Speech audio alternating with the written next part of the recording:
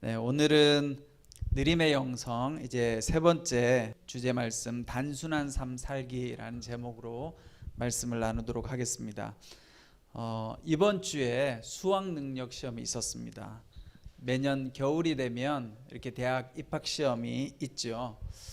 여러분들도 아마 다 예전에 아마 시험을 쳐보셨을 거예요. 이렇게 이제 수학 능력 시험을 치고 나중에 결과가 나오면 이제 우수 학생들에 대한 인터뷰를 합니다. 그렇죠? 또 혹은 나중에 대학에 들어가면 하여튼 공부 잘하는 학생들한테 인터뷰를 해요. 그래서 질문을 합니다. 어떻게 해서 그렇게 시험을 잘 봤습니까?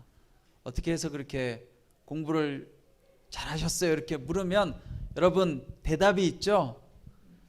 저는 교과서만 열심히 봤습니다. 그렇죠? 그럴 때마다 의심스러워요. 정말 교과서만 봤을까?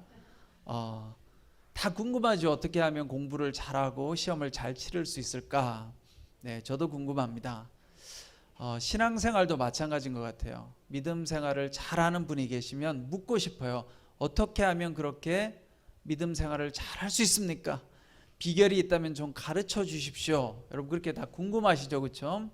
그런데 제가 여러분들한테 알려드릴 수 있는 건 공부 잘하는 비법은 제가 잘 모르겠지만 신앙생활 잘하는 비법은 이 시험을 잘 친 학생들이 하는 말과 비슷해요. 교과서만 열심히 공부하면 됩니다. 그게 뭐예요, 여러분? 하나님 말씀대로 살면 돼요.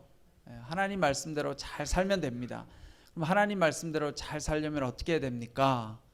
주의를 잘 지키면 되고 또 여러분들이 예배를 잘 구별해서 지키면 돼요. 주일 예배도 있고 또 새벽 기도회도 있고 수요 기도회도 있고 금요 철야 예배도 있잖아요. 우리가 예배를 잘 기억하고 예배를 지키고 또 하나님 말씀을 열심히 공부하고 또 여러분들이 열심히 기도하고 찬양하는 생활을 꾸준하게 하면 믿음이 좋아질 수 있습니다. 공부도 마찬가지인 것 같아요. 저는 공부를 잘하지는 못했지만 어쨌든 공부를 많이 해봤잖아요. 공부에도 비법이 따로 없어요, 여러분. 그냥 열심히 하는 것밖에 없어요. 엉덩이를 붙이고 열심히 오랜 시간 동안 책을 보면 그런 공부를 잘하는 거예요. 여러분 박사가 되신 분들은요, 머리가 똑똑해서 박사가 된 게 아니에요. 박사가 된 사람은 다른 사람보다 의자에 엉덩이를 오래 붙이고 꾸준하게 공부를 해서 박사가 되는 거지, 머리가 똑똑하고 잘난 분들은요 박사가 안 됩니다. 다 돈 벌러 나가요. 가서 돈을 열심히 벌죠.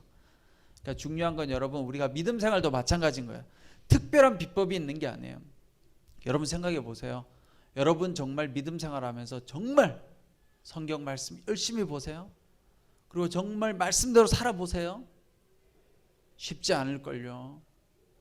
그런데 정말 우리가 성경 말씀을 열심히 읽고 묵상하고 정말 말씀대로 살면 우리의 삶이 달라지죠. 그런데 우리가 그렇게 하지 못하기 때문에 어려운 겁니다. 여러분 신앙생활을 잘하는 비법이 따로 있는 게 아니에요. 정말 말씀대로 살아내고 하나님 말씀에 순종하게 되면 거기에 하나님의 은혜와 축복이 있습니다. 제가 예전에 목사님들은 대부분 다 이렇게 비슷한 특징이 있는 것 같아요. 이렇게 이야기를 해보면 다들 어린 시절 혹은 청년 대학부 시절에 열심히 하나님을 믿고 사랑했던 경험들이 다 있는 것 같습니다. 저도 제 삶을 돌아보면 제가 청소년 시절, 사실 초등학교 때도 열심히 교회를 다녔어요. 왜냐 아버지가 목사님이니까. 근데 의무감이 아니라 그냥 정말 열심히 다녔던 것 같아요. 초등학생 때도 교회 다니는 게 저는 참 좋았습니다. 저희 아버지는 한 번도 저한테 신앙을 강요한 적이 없으세요. 한 번도 주의를 잘 지켜야 돼, 성경을 읽어야 돼, 기도를 많이 해야 돼 라고 한 번도 말씀하신 적이 없으세요. 그래서 저는 그 아버지가 너무 좋았어요. 그래서 지금도 저는 여러분들한테 강요하지 않아요. 사실은 어떻게 하십시오. 믿음은 자기가 하지 않으면 의미가 없는 거예요.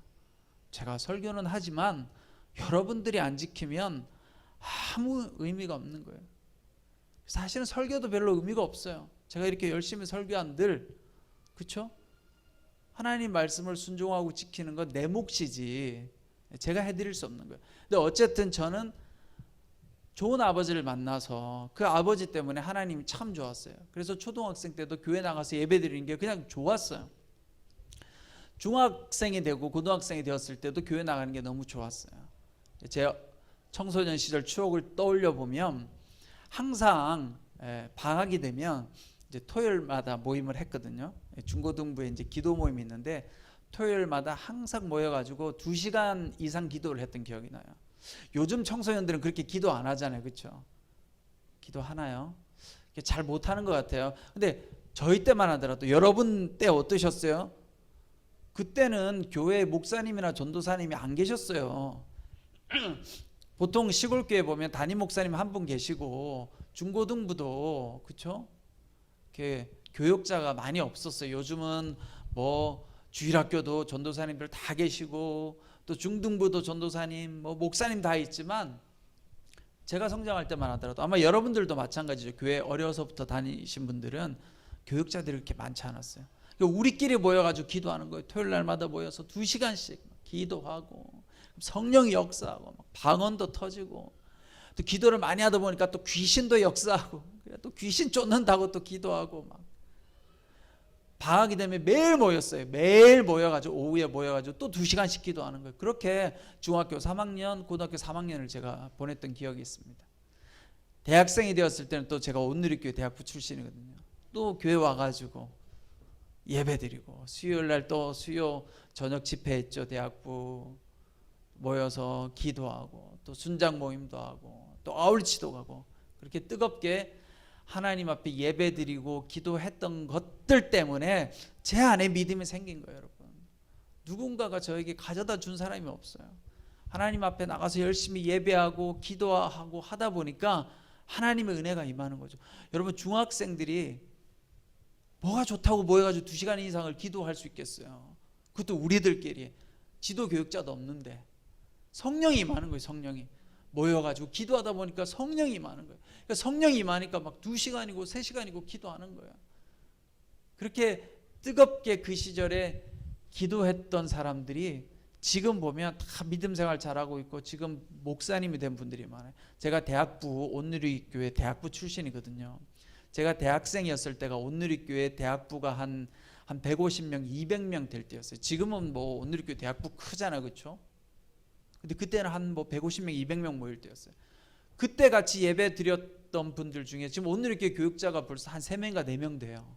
그 대학부에서 제가 98년, 99년, 2000년 이렇게 대학부 생활을 했거든요. 근데 그때 대학부에서 예배 드렸던 분들 중에 벌써 온누리교회 목사님이 3분, 4분, 선교사들도 많이 나왔죠. 여러분, 복잡하게 좋은 비법이 없어요. 믿음 생활을 잘 할 수 있는 방법은 단순하게 열심히 예배드리고 열심히 기도하고 열심히 찬양하면 거기에서 하나님의 은혜가 임한다는 거예요. 그런데 오늘 제 제목이 단순한 삶 살기잖아요. 왜 우리는 단순하게 살지 못하고 복잡하게 살아갈까? 여러분, 단순하게 사는 게 좋다고 생각하세요? 일단 이게 받아들여져야 되는데 난 복잡하는 게 사는 게 좋아 이렇게 하면 제 설교가 별로 의미가 없죠. 단순하게 사는 게 좋은 거예요. 단순하게 사는 게. 여러분, 단순해야 삶이 복잡하지 않아요. 복잡하면 좋을 게 별로 없어요. 그렇죠? 단순한 삶을 살 때 거기에 은혜도 임하고 행복도 임하는 거예요. 그런데 왜 우리가 단순한 삶을 살지 못할까? 복잡하게 자꾸 살려고 할까? 제가 3가지를 오늘 말씀드리려고 합니다. 첫 번째는 삶의 목적이 분명하지 않기 때문이에요. 왜 복잡한 인생을 살아요? 목적이 안 분명하니까. 근데 교회 다니면서 맨날 들었던 건 있어요. 여러분, 우리가 우리 삶의 목적이 무엇입니까? 그럼 뭐예요? 하나님의 영광을 위해 살아야 됩니다라고 많이 들었어요. 안 와닿는 거죠. 하나님의 영광을 위해 살아야 되는데 근데 그게 나랑 무슨 상관이 있어? 여러분, 그런 생각 드시지 않으세요? 하나님의 영광을 위해 살래요. 근데 이 말을 들으면 뭔가 나랑은 상관없는 것 같아요. 하나님의 영광을 위해 산다는 게. 근데 여러분, 그렇지 않아요. 하나님의 영광을 위해 살아간다는 것은 하나님께서 우리를 향한 계획과 뜻대로 사는 걸 말하는 거예요. 하나님 우리를 만드셨잖아요. 여러분들 만드실 때 다 계획이 있으세요? 하나님의 뜻이 있어요. 그러면 여러분들이 하나님께서 창조하신 그 창조의 계획과 뜻대로 살아가면 그게 하나님 앞에 영광이 되는 거예요. 여러분들 부모님들 계시잖아요. 여기 여러분 자녀들도 있고 여러분 부모님도 계실 때 보통 부모님들이 뭘 원해요? 우리 혈육의 부모님들이 자식들한테 원하는 게 있잖아요. 너 이렇게 살아라. 그렇게 살면 좋아하죠. 그렇죠? 근데 여기에는 좀 문제가 있어요. 자녀도 그걸 원해야 돼. 부모님은 우리 아들, 딸들이 잘 먹고 잘 살았으면 좋겠어. 그래서 좋은 대학교도 가고 좋은 직업도 얻었으면 좋겠어. 근데 자녀 입장에서 난 그렇게 살기 싫어요. 그러면 문제가 생기잖아요. 부모님은 너 법대 가서 판사가 돼. 이렇게 했는데 자녀는 법대 가서 판사 되는 게 쉽지 않은 거예요. 싫은 거예요. 우리 교회 그런 목사님 계세요. 제가 설교 때 한번 이야기했을 거예요. 그 목사님은 우리나라에서 제일 좋은 서울대학교 법대를 나와서 부모님이 정말 판검사가 되기를 원했는데 이분이 목사님이 된 거예요. 지금 우리 오늘교회. 그래가지고 얼마나 힘들었는지 몰라요. 근데 우리 하나님은, 여러분 여기 중요한 거, 우리 하나님은 여러분들이 싫어하는 걸 시키기 원하지 않는다는 거예요. 하나님 여러분들을 향한 목적과 계획이 있는데 그 하나님의 목적과 계획은요 사실은 내가 좋아하는 것들이에요. 우리가 생각할 때는 내가 안 원하는데 하나님이 시키면 어떻게 하지 이렇게 두려워하잖아요. 근데 그렇지 않아요. 하나님 우리를 창조하실 때부터 우리의 본성에 가장 맞는 삶을 살기 원하세요. 그러니까 여러분들이 가장 좋아하고 여러분들이 기뻐하고 보람있고 즐거워하는 삶을 살면 그게 하나님께서 여러분들한테 주신 소명이에요. 소명. 그 소명대로 살면 어떻게 돼요? 하나님께 영광이 되는 거예요. 그러면 하나님께서 나에게 주신 소명을 발견하고 살면 단순하게 살 수 있죠. 왜? 목적이 분명하니까. 그런데 그걸 모르면 어떻게 돼요? 복잡한 거예요, 인생이. 적어도 이게 하나님의 뜻일까 물으면 다행인데 그게 아니라 하나님을 정말 만나지 못하면 우리가 어떻게 살아가요? 그냥 내 소욕대로, 그냥 내가 좋아하는 삶. 근데 그 내가 좋아하는 삶은 여러분 진짜 하나님께서 원하시는 삶인지 모를 때도 있잖아요. 그러면 우리는 어떻게 사느냐? 세상이 말하는 좋은 삶을 사는 거예요. 그게 뭐예요? 다 여러분이나 저나 똑같은 거잖아요. 성공하는 삶, 돈 많이 버는 거, 그냥 내가 하고 싶은 거 마음대로 하고 사는 거. 이렇게 살면 좋죠, 누구든. 근데 그게 과연 정말 행복할까? 안 행복할 수 있는 거예요, 여러분. 많은 사람들이 회사에서 열심히 일하고 돈도 많이 벌고 높은 자리에 올라갔는데 나중에 뭐라고 이야기해요? 내 인생 돌아보니까 별로 안 행복했네. 이런 고백을 하잖아요. 제가 지난주 설교했잖아요. 아니 설교했는지 모르겠네. 다음 주 설교인지. 설교 원고를 여러 개 써놓고 보니까 헷갈려가지고. 아무튼 행복이라는 건 지난주 한 것 같은데, 행복이라는 건 어느 정도의 비용, 이거 다음 주 설교에 써야 될 이야기인데 행복이라는 건 하여튼 어느 정도 비용을 넘어서면 안 행복하다잖아요. 어느 정도의 금전적인 것만 있으면 거기까지는 행복한데. 그래서 우리가 하나님 앞에 물어야 돼요. 하나님, 나에게 원하는 삶이 무엇입니까? 근데 이제 문제는 여러분들이 이제 50, 60이 되셔서도 계속 물으시면 안 돼요, 여러분. 20, 30대 때 물어야 돼. 20, 30대 물어서 답을 찾아야 돼요. 근데 여러분들이 이럴 수는 있잖아. 어떻게 나 5, 60대 가지고 이제 하나님 만났는데. 괜찮아요, 여러분. 하나님은 모든 것을 합력하여 선을 이룬다고 하셨잖아요. 여러분들이 원하는 삶을 막 살았어요. 괜찮아요, 괜찮아요. 거기서도 하나님께서 원하시는 삶이 또 있어요. 그러니까 내가 사는 삶이 나에게도 기쁨이 되고 하나님께도 영광이 되는지만 보시면 돼요, 여러분. 그 두 가지를 맞추면 돼요. 물론 이제 처음에는 이게 내가 원하는 삶이 아닌가 이렇게 생각할 수도 있어요. 그렇지만 하나님 앞에 기도하면서 여러분들 안에 있는 소질과 재능을 잘 개발하다 보면요, 내가 이거 잘 못하는 줄 알았는데 내가 잘하네. 그래서 여러분들이 여러분 소명을 발견하는 거예요. 그러면 어떤 삶을 살 수 있어요?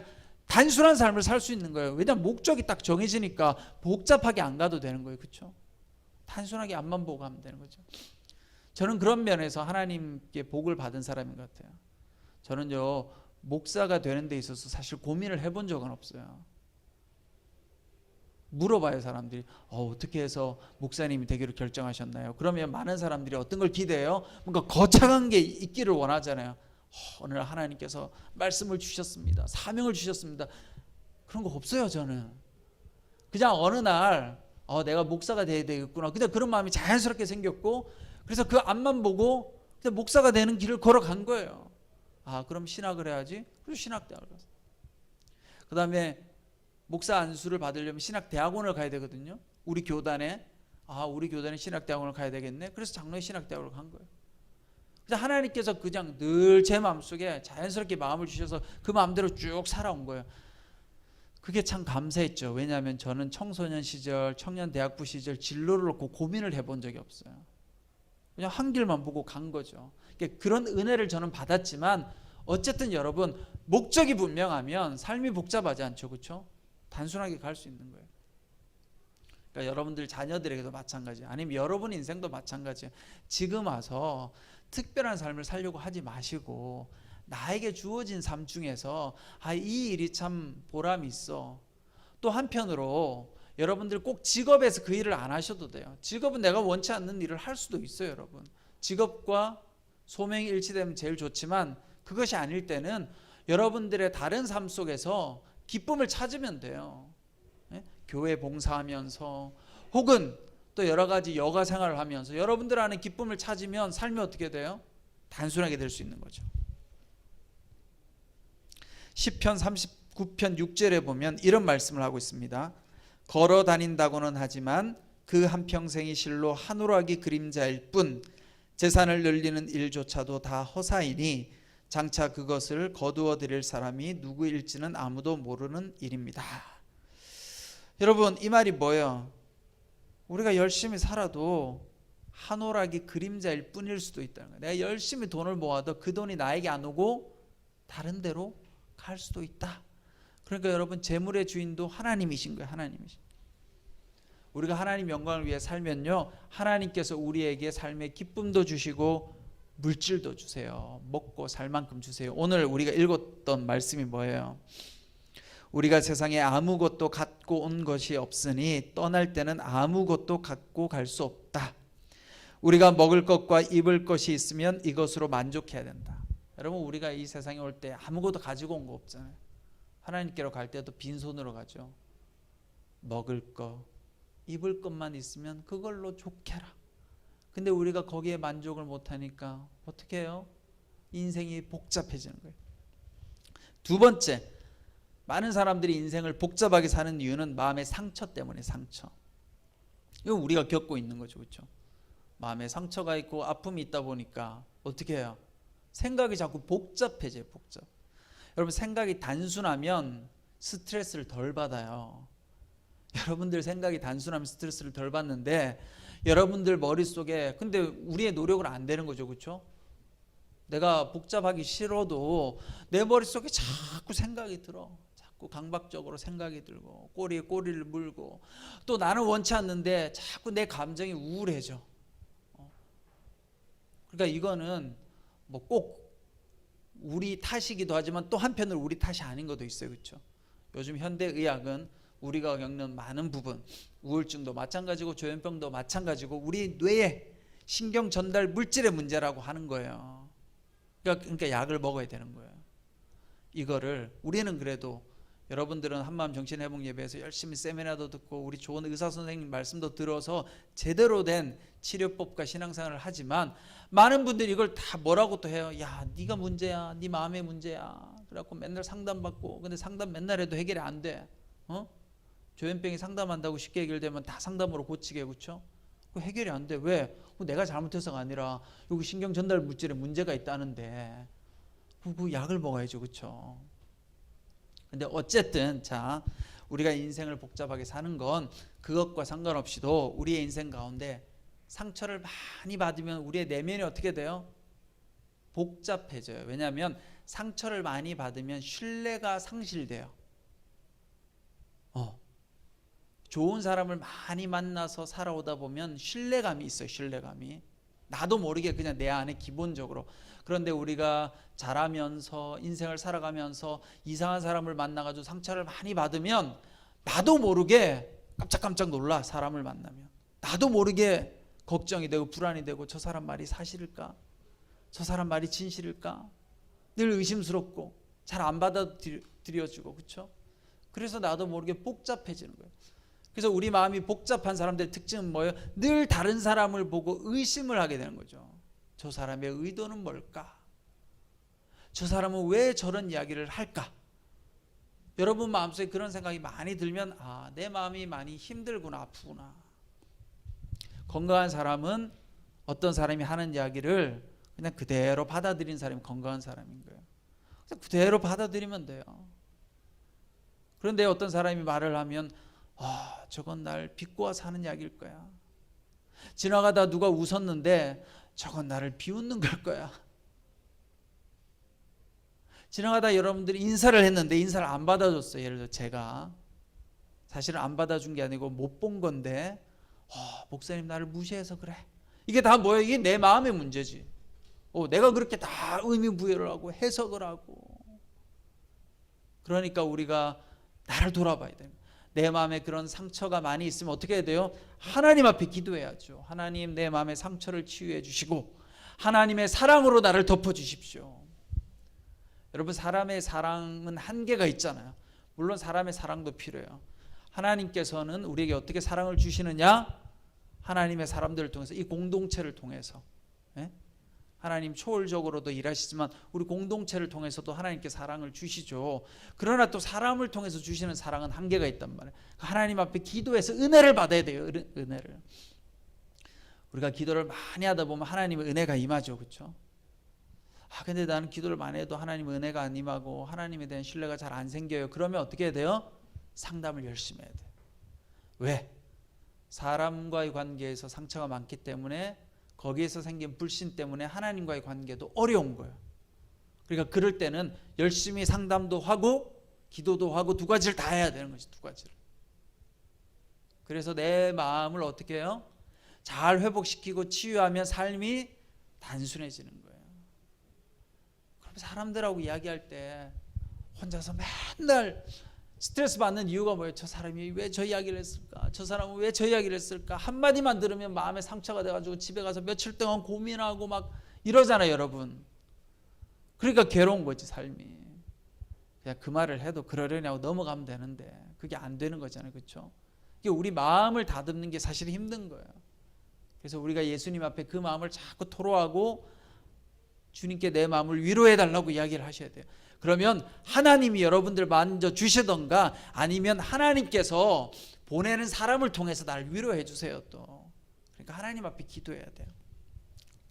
자, 마지막으로 우리가 인생을 복잡하게 사는 이유는 욕심 때문에, 탐욕 때문에. 탐욕. 여러분과 저는 이 땅에 태어나면서부터 다 뭐를 가지고 태어나요? 자아를 가지고 태어나잖아요. 우리 안에 다 욕망이 있어요. 욕망 없는 사람은 없어요. 근데 욕망은 필요한 거예요, 여러분. 이게 욕망이 있어야, 살고자 하는 욕망이 있어야 일도 열심히 하고 뭔가 성취도 하고 또 하나님과 관계를 맺고자 하는 욕구도 필요한 거예요. 욕망도 있어야 돼요. 이게 욕구는 필요한 거예요, 여러분. 그런데 이 욕구가 낮은 차원의 나만을 위한, 잘 먹고 잘 살고 이렇게 나만을 위한 욕구에 한정되면 거기에 문제가 생기는 거죠, 그렇죠? 근데 왜 나만을 위한 욕구로 가요? 욕구가 건강하게 못 나아가고. 또 똑같아요. 제가 조금 전에 했던 이야기하고 두 가지예요. 사랑을 충분히 못 받았기 때문에. 사랑을 충분히. 원래 하나님은 우리를 부모님을 통해서 사랑을 충분히 받으라고 부모님을 주시고 가정을 주셨어요. 거기서 사랑을 충분히 못 받으면 어떻게, 내 욕구가 만족이 안 되니까 자꾸 이걸 다른 데서 채우려고 하는 거예요. 그러다 보니까 뭐가 돼요? 다른 데서 채우려고 하니까 욕심이 생기는 거예요. 욕심이. 가져도 만족이 없는 거예요. 그러니까 자꾸 그러면 어떻게 해? 단순하게 못 살죠, 그렇죠? 복잡하게 살 수밖에 없어요. 욕심이 많으면 복잡해져요, 여러분. 인생도. 그래서 여러분, 내 안에 욕심을 들여다볼 수 있어야 돼요. 근데 여러분, 건강한 욕구는 우리가 하나님 앞에 나가는데 도움이 돼요. 또 그러니까 이게 에너지가 된단 말이에요. 이렇게 내 안에 있는 욕구와 이런 것들을 건강하게 바꾸면 이게 세상을 돌보고 세상을 섬기는 일에 쓰게 된 거죠. 하나님 나라를 위해서 선교하고 전도하려면 뭐가 있어야 돼요? 욕구가 있어야 되죠. 욕구가. 근데 욕구가 없으면 안 되잖아요. 자, 누가복음 12장 15절에 보면 이런 말씀이 있습니다. 그들에게 이르시되 삼가 모든 탐심을 물리치라. 사람의 생명이 그 소유에 넉넉한 데 있지 아니하리라. 사도행전 20장 35절 또 주 예수께서 친히 말씀하신 바 주는 것이 받는 것보다 복이 있다. 여러분, 우리 안에 탐심이 너무 많으면요 자꾸 가지려고만 해요. 가지려고만. 근데 진짜 만족은 줄 때 생긴대요. 줄 때. 여러분 선물 줘보셨죠? 그렇죠? 선물 주면 어때요? 아, 상대방이 선물 받고 얼마나 좋아할까를 기다리게 되잖아요. 우리가. 아, 우리 팀장님이 어떻게 하면 우리 한마음에 있는 분들을 기쁘게 해드릴까. 그래서 수련을 지금 제주도로 다 가려고 지금 마음을 다 먹고 있는데 우리가 다 제주도 열심히 가서 기쁘게 지내면 좋단 말이에요. 이게 주는 게 좋은 거예요. 주는 게 받는 것보다. 근데 그걸 그 원리를 못 깨달으면 어떻게 해요? 자꾸 받으려고 하는 거죠. 받으려고. 사랑도 받으려고 하고 돈도 자꾸 더 쌓으려고 하고 그러면 어떻게 돼요? 복잡한 인생을 살게 된 거예요. 여러분들 어떠세요? 물론 이제 여러분들 중에 그럴 수 있죠. 아유, 물질도 있어야지 뭐 욕심을 부리든 말든 하죠. 뭐 그럴 수는 있어요. 그런데 여러분, 우리 삶의 방향이 분명하면 하나님께서 필요한 만큼 주세요. 필요한 만큼. 제가 인생 살아보니까 정말로 제 고백에는 하나님이 정말 필요한 만큼 주시더라고. 필요한 만큼. 네. 저의 인생을 보면요 점점 하나님께서 더 주시는 것 같아요. 저는 제가 몇 번 여기서 이야기했지만 아버지가 돌아가셨을 때는 정말 최악의 상황이었어요. 최악의 상황. 교회 사택에서 나와서 저희 어머니와 제가 가서 살았던 곳이 복지관이에요. 복지관. 경기도에 있는 복지관이었어요. 주소가 항상 뭐뭐 복지관 이렇게 찍혀 있었어요. 그렇게 부끄럽진 않았지만 그래도 마음이 썩 편하진 않았어요. 내가 사는 곳이 복지관이었어. 복지관. 네, 어머니하고 저하고 그렇게 살았어요. 그게 불과 지금부터 20년 전, 20년. 온누리교회 다닐 때 아무것도 없는, 뭐 집도 없고 아무것도 없는 복지관. 근데 그때도 제가 하나님 앞에 늘 기도했어요. 하나님, 내 삶을 인도해 주십시오. 나에게는 아무도 없습니다. 아버지도 없고 하나님 아버지밖에 없습니다. 하나님 아버지, 나는 공부를 하기 원하는데 하나님 내 인생에 공부할 수 있도록 길을 열어주십시오. 제가 그렇게 기도했거든요. 근데 여러분 보세요. 제가 여기까지 와 있잖아요. 네. 저는 누가 가족들이 뭐 저한테 뭐 이렇게 공부할 수 있도록 등록금을 주거나 한 분들이 없으세요. 하나님이 항상 주시도록. 하나님이 지금까지. 여러분 제가 공부를 얼마나 오래 한 줄 아세요? 20년 가까이 공부만 했어요. 박사과정까지. 한 번도 돈이 없어서 등록을 못하거나 한 적이 없었어요. 공부하는 부분에 있어서는 제가 늘 기도했거든요. 하나님, 나는 정말 공부하고 싶습니다. 근데 기도하니까요 그 두려움이 없는 거예요. 공부하려고 하면 등록금이 필요하죠. 여러분 석사 박사 공부하려면 몇 천만 원 들거든요. 근데 그게 없어가지고 쩔쩔맨적이 한 번도 없었어요. 한 번도. 네. 근데 왜냐? 저는 감사했어요. 그냥 먹고 살 수 있는 게 감사했어요. 네? 제가 맨날 좋아하는 얘기가 그냥 먹고 살 수 있는 게 감사했어요. 우리 어머니하고 둘러 앉아서 같이 밥 먹고 같이 누워 잘 수 있는 집이 있다는 것 자체가 감사했어요. 왜? 내가 열심히 공부하고 하나님 위해서 일하고 하나님께서 내 길을 열어주시는 이거보다 더 좋을 게 어디 있어요, 여러분? 여러분 인생도 마찬가지예요. 목적이 정해져요. 목적이 정해져요. 아, 내가 하나님 영광을 위해 살아간다. 그러면 하나님 필요한 만큼 주세요. 제가 살아보니까요 진짜 하나님이요 필요한 만큼만 주시지 내가 생각할 때 야 이건 너무 많아 이렇게는 안 주세요. 여러분 필요한 만큼, 여러분들이 어렵지 않은 만큼. 그런데 그걸 감사히 여기고 또 열심히 살면 계속 하나님께서 부어주시는 거예요. 지금 이 순간 여러분들 삶에 조금 절망스럽고 여러 가지 어렵고 경제적으로 힘들 수 있어요. 그렇죠? 그리고 그게 당장 해결되지 않을 수도 있어요. 하지만 하나님 앞에 기도하고 구하다 보면 하나님께서 자족할 수 있는 마음을 주세요. 오늘 말씀처럼 여러분, 오늘 말씀 다시 한번 제가 읽어드릴게요. 우리가 먹을 것과 입을 것이 있으면 이것으로 만족해야 된다. 여러분 모두가 여러분 인생에 복잡한 삶이 아니라 단순한 삶, 하나님 바라보고 그렇게 살아갈 때 여러분들 인생 가운데 참된 은혜와 행복이 넘칠 줄 믿습니다.